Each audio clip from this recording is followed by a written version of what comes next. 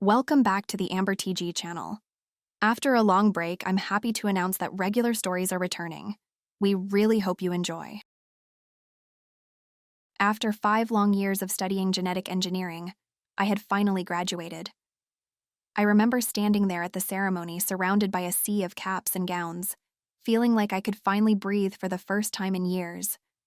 The relief that washed over me as I held my diploma was almost enough to erase the stress of finals and thesis reviews. Almost. Graduating with top marks had its perks. Within a week, I landed an internship at one of the most prestigious gender genetics clinics in the country. It felt like more than just a job. It was a place where real, tangible change was happening. The facility was known for its cutting-edge research on gender transitions, with a focus on making the process faster, safer, and more accessible. It sounded noble, and honestly, it aligned with so many of the reasons I got into the field in the first place. I wasn't just excited, I was proud. Proud to be part of something that helped people live as their true selves, and proud that all my hard work was finally starting to pay off. My first day was exactly what you'd expect.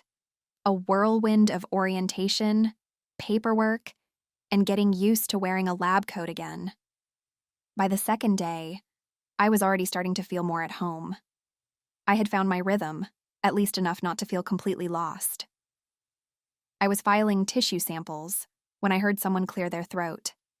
I turned to see one of the senior researchers, Dr. Benson, standing just behind me with his usual unreadable expression.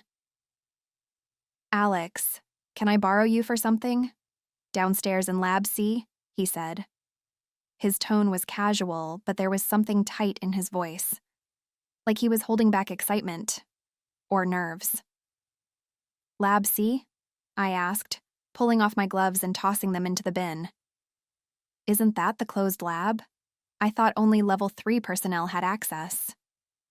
"Technically, yes," he said, already walking. "But today, you do." "Come on." I jogged a few steps to catch up. "Should I be worried or excited?" He smirked faintly. "Depends how comfortable you are with your sense of identity." I laughed nervously. "That's not ominous at all." "Relax. It's perfectly safe. Just unconventional."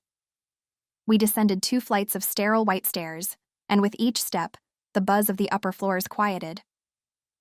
My heart beat a little faster. I had no idea what I was being pulled into, but I had a feeling it was more than the doctor let on. Lab C was different from the others. It had a clean, futuristic feel, like something out of a science fiction movie. In the center of the room were 2 tall glass pods facing each other, each big enough for a person to stand inside. I had read about them in one of the internal memos. They were part of the clinic's latest experimental protocol for neural mapping and body state transfer. Stuff that even as a recent grad still felt theoretical. Dr. Benson turned to me and took a breath. His tone shifted from casual to something more deliberate. "We have a bit of a situation, Alex. The woman scheduled for today's neural body transfer test is already here and prepped, but her counterpart dropped out at the last minute." I nodded slowly, waiting for the ask. "We need a stand-in," he continued. "Someone close in age, with the right physiological baseline. You, as it happens, are an almost perfect match." I blinked. "You want me to temporarily trade bodies with her," he said, not unkindly. "It would last 3 weeks. During that time, we'd collect vital adaptation data: emotional, physical, neurological.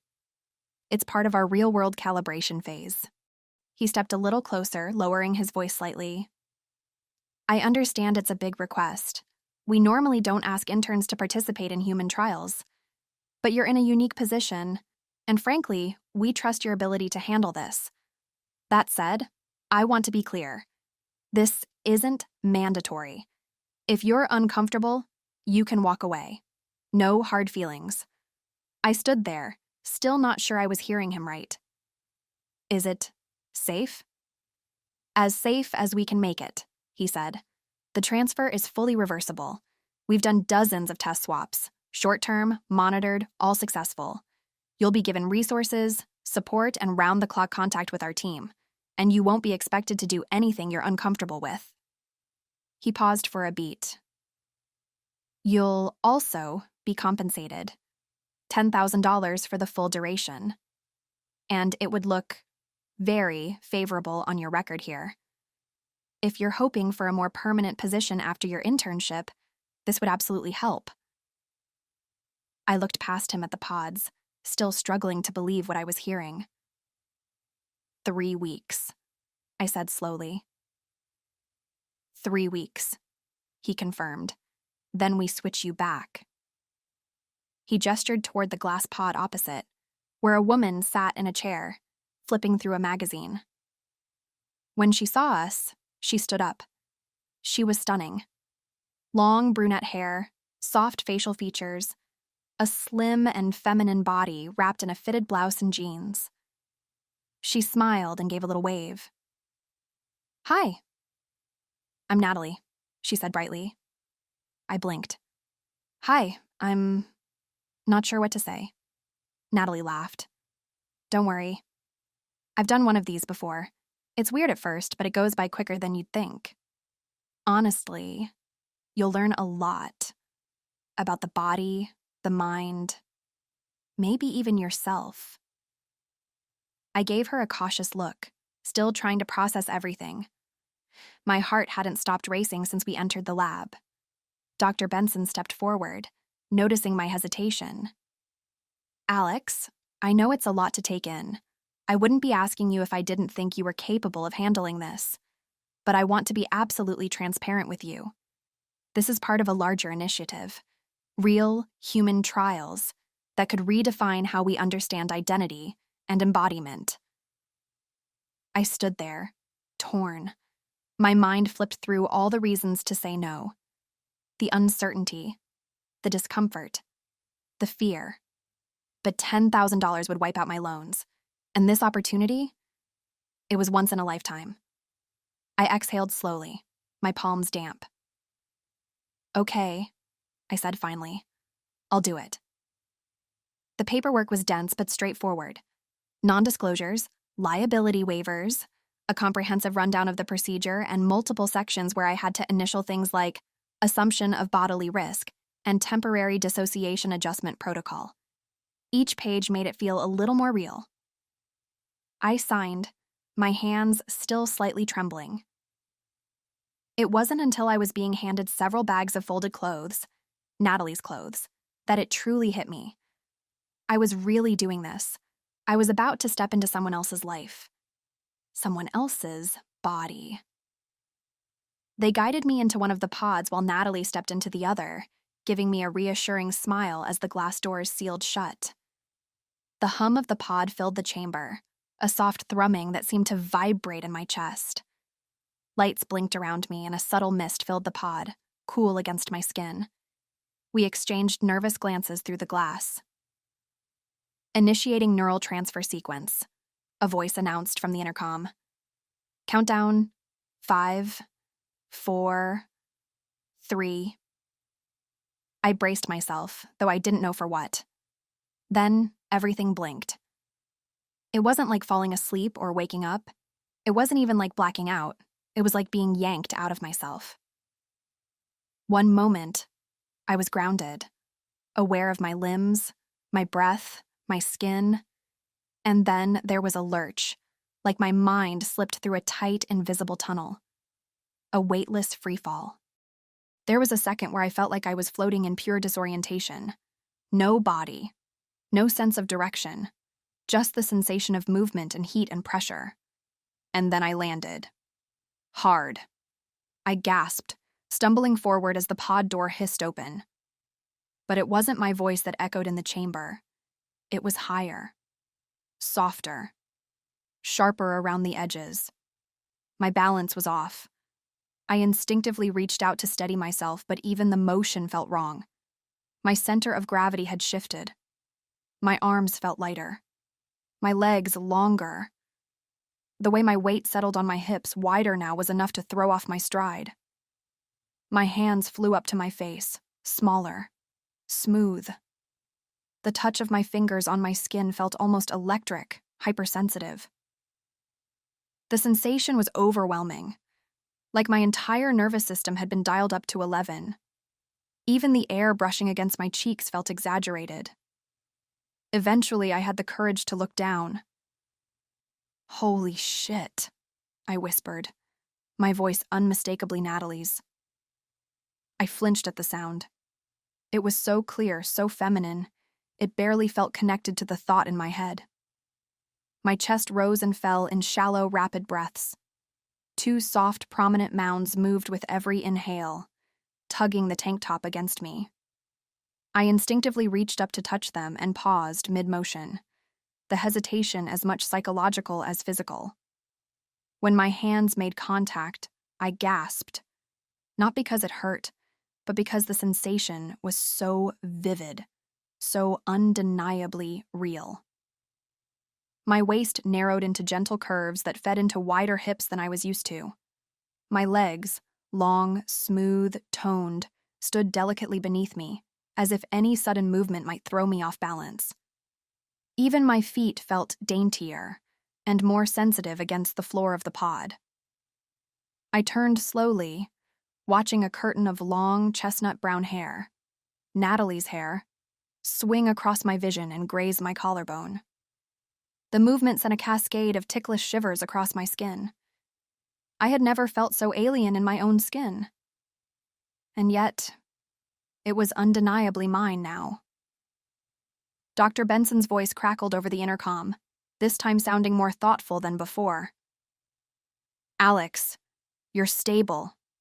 Neural sync has fully calibrated. You're clear to exit the pod." There was a pause, followed by a softer tone. "Take the rest of the day off. You'll need time to adjust, both physically and psychologically. Your essentials are waiting in the locker room, Natalie's things. You'll need them." Another pause. "We recommend spending the evening getting familiar with your body. Small things, like walking, holding objects, eating, might feel strange at first. Don't rush it, just be present in it.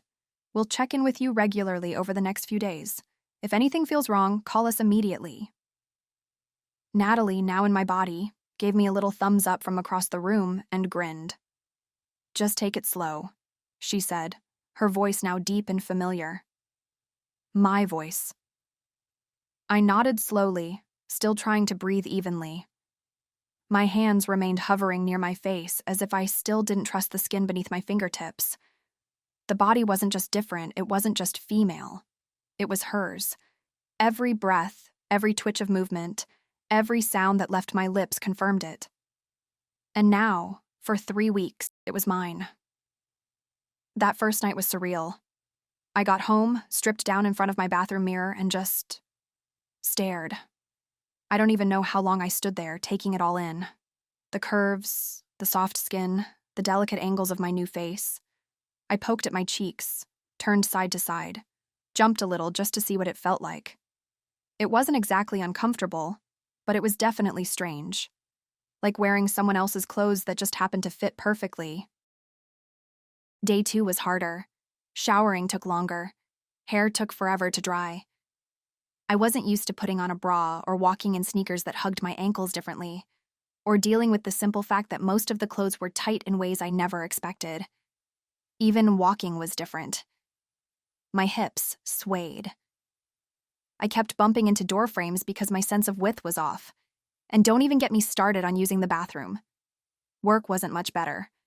People treated me differently, not in a bad way, just softer, gentler. Like I was more fragile and less capable. Even the clothes I wore to work added to that feeling.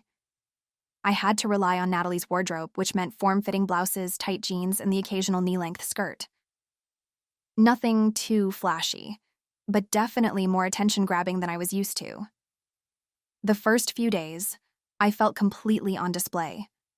My lab coat fit fine, but what was underneath didn't always cooperate. I noticed people looking, not in a creepy way, just noticing. And some of the male colleagues spoke to me differently now. More eye contact, softer voices, more, "Are you sure you're comfortable doing this?" than I ever heard in my original body. But by the end of the week, I had gotten into a rhythm. I started doing my hair in simple braids. I found outfits that felt more comfortable. Leggings and oversized hoodies became my best friends. I even figured out some basic makeup techniques with the help of a few YouTube videos. By the start of the second week, I was finally starting to feel more confident. I video called some of my friends one night just to see their reactions. Most were shocked. Some laughed. A couple of them, embarrassingly, made jokes about how hot I looked. One of my closest friends, Jake, texted me after. "Bro, is it weird if I say you're kind of cute?" I rolled my eyes. Yes. Very weird. "You're looking at me in my borrowed body, dude." "Still," he texted. "Can't lie. You look good." I would smash. "That's messed up," I replied. "I mean it as a compliment," he sent back. "You wear it well. Better than some girls I know." By the end of that week, I went out with some friends. We hit up a club near the campus. It felt weird, getting dressed up in one of Natalie's red dresses, tight, short, with a low neckline. But also kind of exciting. The fabric clung to curves I was still getting used to, and the heels made every step feel like a balancing act. But when I looked in the mirror before we left, I had to admit, I looked good. Unrecognizable, but good. At the club, the difference in attention was immediate. I got free drinks all night. A few guys offered to buy me shots, and one of them, a tall guy with sandy hair and a confident smile, leaned in a little too close. "You here alone?" he asked, trying to make it sound casual. "Not exactly," I said, nodding toward my friends. "But thanks for the drink." He grinned. "Just saying, if you ever want some company." I laughed nervously and turned back toward my group, brushing him off as politely as I could. I was used to being the one who approached, not the one being pursued. That shift alone was enough to leave me spinning for the rest of the night. Week 3 was when everything started to click. I started waking up and not immediately feeling disoriented by the body I was in. I caught myself smiling at my reflection. I began to enjoy the compliments, the softness of the clothes, the ease with which people seemed to connect with me. I experimented more with how I presented myself, switching between casual and professional, trying different hairstyles, learning which outfits felt more me, despite not really being mine. Every choice was part exploration, part survival. I had lunch with coworkers who now saw me as Natalie. They didn't treat me badly, but there was definitely a different dynamic. More cautious, more performative, kindness. Even the conversations felt slightly off, as though everyone was tiptoeing around something I wasn't supposed to notice. Sometimes I caught myself responding to things in ways Natalie probably would have. Smiling more often, sitting differently, letting people interrupt me more than I would have before. And sometimes I caught myself liking it. It was during one of those evenings, sitting at my desk in her apartment, writing out notes for a progress report, that my phone buzzed with a text. "Club tomorrow night?" it read. It was from Jake.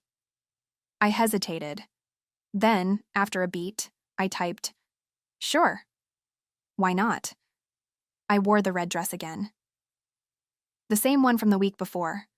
My makeup was simple but polished, and I had curled my hair a bit. I didn't recognize the girl in the mirror, but I didn't dislike her either. Jake came out with us at first. He teased me a little, made a few jokes about how much attention I was getting. But after an hour or so, he said he was heading out early. "Got work in the morning," he said, tapping my arm. "Don't do anything I wouldn't do." I laughed, a little buzzed already. Not long after, I met a guy named Eli at the bar. He was tall, well-dressed, and his confidence was disarming without being overbearing. We talked and danced for a bit. He made me laugh. When he offered to walk me home, I hesitated for a second. Then I nodded. One thing led to another. We kissed. I invited him up, and I didn't stop it. The next morning, I woke up with a pounding headache and a sinking feeling in my gut. It wasn't regret, exactly. Just disbelief. Like I had been caught in a current I never expected to swim in. I had really gone through with it. As a woman. When I returned to the lab later that day, I was quiet. Natalie was already there, back in my body, giving me a knowing look. The transfer went smoothly. Another blink, or at least that's how it felt. The same flash of disorientation, the same feeling of slipping through a tunnel of pressure and motion, but this time in reverse. It was like waking from a vivid dream into a body that should have been familiar, but now felt distant. My limbs felt heavier, clunkier. My footing, broader. The ease and grace I had learned to move with over the last 3 weeks was gone. My balance was wrong. I glanced down at myself.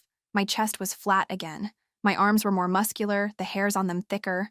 The legs beneath me were sturdy, but lacked the elegance I had gotten used to. I flexed my fingers, watching how rough and large they looked now. Dr. Benson called me into his office later that afternoon. The room was quiet, the blinds drawn to mute the late afternoon sun. I sat across from his desk, still feeling the phantom weight of the body I had only just left behind. He leaned forward, fingers interlocked. "You handled this test better than anyone we've ever seen, Alex. Not just physically, but psychologically. The logs, your biometric feedback, your observational notes, everything was exemplary." I stayed quiet, unsure whether to feel proud or disoriented. Maybe both. "We were impressed," he continued. "Really impressed. And because of that, we'd like to offer you something more permanent." My brows lifted slightly. "Like a job?" "Not just any job," he said, sliding a manila folder across the desk. "You'd be the lead participant in our next-gen studies. It's an experimental role. High exposure. You'd help us push this technology beyond temporary swaps. Some trials will be short-term. Others may span weeks or even months. In certain cases, we'd explore partial swaps, alterations, custom configurations." I opened the folder and skimmed the contract. There were diagrams, an entire section about neural elasticity and extended embodiment testing. "You'd be compensated extremely well," he added, "and there are other benefits: housing, priority medical coverage, and eventual input on research direction. But it's not without risk. You'll be giving a lot of yourself to this, quite literally." I leaned back slightly, the folder still open on my lap. I thought about the last 3 weeks, about what I had learned, about the version of me that had emerged, and the parts I hadn't expected to miss. Would I still be myself by the end of it? I asked quietly. Dr. Benson didn't smile. He just looked at me and said, "That depends on what you mean by yourself."